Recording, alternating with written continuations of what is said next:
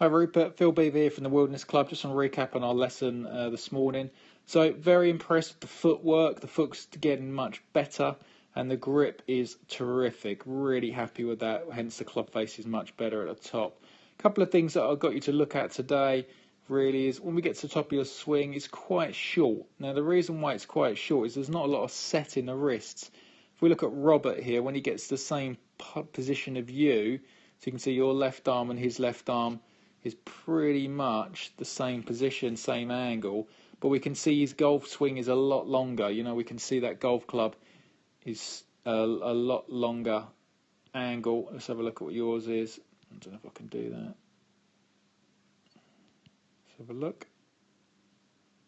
No, can't quite get the angle, but we can see there big difference. So what I want you to do is really feel that your hand's set that little bit earlier in the swing, so we can get that shaft sort of in this angle.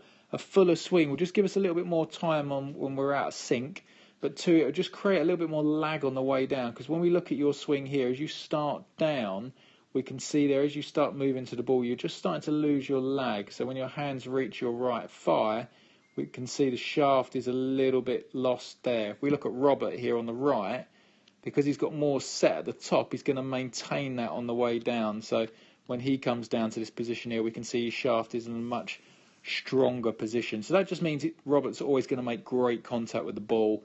You know, ball turf, with yourself, you know, on grass, sometimes we hit it a little bit heavy here, and we can also just sort of clip the ball.